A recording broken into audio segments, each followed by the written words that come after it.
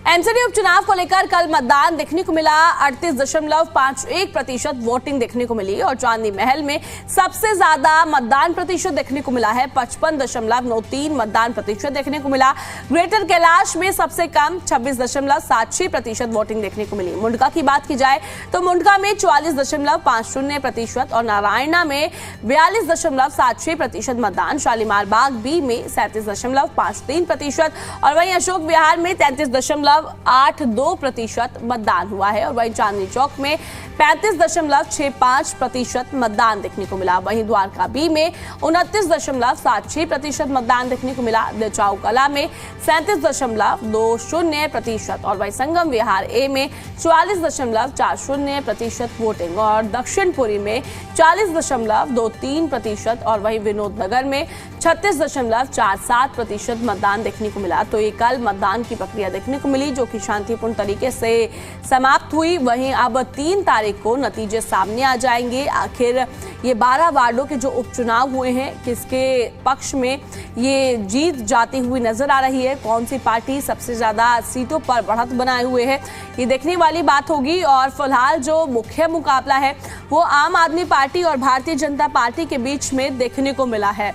तो ये हम आपको बता रहे हैं कि मतदान प्रतिशत कितना रहा है और अब ग्राफिक्स के माध्यम से भी आपको समझाएंगे कि कल जो मतदान हुआ उसमें कितना प्रतिशत रहा। कुल मतदान हुआ है 38.51% और वहीं हम बात कर लेते हैं जो 12 वार्ड थे उनमें कितना मतदान प्रतिशत रहा। मुंडका की बात की जाए तो 44.50%, शालीमार बाग बी में 37 कुछ रहा, चांदनी महल में 55.93%, द्वारका बी में 29.76% और साथ ही संगम विहार की बात की जाए तो 44.40% रहा है। तो ये मतदान प्रतिशत हम आपको बता रहे हैं कि आपके यहाँ पर मतदान प्रतिशत कितना रहा है और ये कुल जो रहा है वो 38.51% मतदान प्रतिशत देखने को मिला। तो ये इस तरीके से कल मतदान का दौर देखने को मिला। मतगणना 3 दिसंबर को देखने को मिलेगी और नतीजे सामने आ जाएंगे। आखिर किसके पक्ष में ये 12 वार्ड जो है जाते हुए नजर आएंगे। अब इसी के साथ खबरों में आगे बढ़ते हैं। 3 दिसंबर को एमसीडी उपचुनाव के नतीजे सामने आ जाएंगे। प्रत्याशियों की किस्मत ईवीएम में कैद हो चुकी है और हालांकि ईवीएम की हम बात कर रहे हैं, कल शांतिपूर्ण तरीके से मतदान का दौर देखने को मिला और बीजेपी और आप के बीच में टक्कर मानी जा रही है। और ऐसे में एमसीडी उपचुनाव में नतीजों को लेकर क्या कुछ दावे किए जा रहे हैं, आइए वो भी आपको दिखाते हैं। देखिए, तो दिल्ली की जनता ने पहले ही बता दिया था पिछले चुनाव में और आने वाला समय शायद और भी बहुत सारी उनकी कथनी और करनी के फर्क जनता के सामने लेके आएगा। जिस तरह की दुर्दशा देखी है, अब हमारे सांसद है, हमारी दिल्ली की सरकार है, तो निस्संदेह पार्षद भी अपना को तो चांदनी चौक की जनता जानती है कि बेहतर विकास होगा। देखिए, मैं इस बात के लिए तो आश्वस्त हूं कि बहुमत के साथ हम जीत रहे हैं।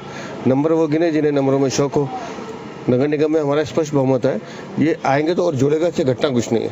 मेयर स्टैंडिंग बने हैं, दिल्ली की मुख्यमंत्री निगम को सपोर्ट कर रही है और हम सब लोग जो यहाँ से रहते हैं कार्यकर्ता के रूप में भी और पार्टी के सांसद के रूप में भी, अब हम मिलकर अच्छा काम कर पाएंगे। और प्रधानमंत्री नरेंद्र मोदी जी के ऊपर जो दिल्ली के लोगों का भरोसा है और हमारी दिल्ली की सरकार ने पिछले 7-8 महीनों में जो काम किए हैं उसके बल पर मुझे विश्वास है कि भारतीय जनता पार्टी चुनावों में 12 के 12 सीटों पर जीतेगी। जनता आशीर्वाद दे रही है भारतीय जनता पार्टी के पक्ष में, पूरा माहौल है और विनोद नगर के विकास के लिए, विनोद नगर के उद्धार के लिए, विनोद नगर में जो ऐतिहासिक काम है निगम पार्षद रहते हुए हमने किए, विधायक रहते हुए भी कर रहे हैं, तो लोग उस पर मोहर लगा रहे हैं। 9 महीने में जो ऐतिहासिक काम हुए उसके बल पे हम चुनाव जीत रहे हैं। तो हमको ऐसा लगता है कि इतने छोटे इलेक्शन में भी अगर भारतीय जनता पार्टी इस तरीके की बेईमानी करेगी तो बड़े इलेक्शनों में क्या करते होंगे, ये एक सवाल है। जिन लोगों ने केवल दिल्ली से झूठ बोलने का काम किया, फरेब करने का काम किया और 9 महीने में दिल्ली का बेड़ा गर्क करने का काम किया। हमने 112 नंबर पे भी कंप्लेन करा दी लेकिन अभी तक कोई भी रिप्लाई नहीं है। अब कोई भी एसएचओ ना रिस्पॉन्ड कर रहा है, ना कोई फोन पे बात कर रहा है। तो ये स्थिति है, भारतीय जनता पार्टी पूरी तरह से बौखला गई। लोग एक ही नारा दे रहे हैं कि 4 इंजन की सरकार हो गई है बेकार। लोग याद कर रहे हैं शिद्दत से अपना अरविंद केजरीवाल।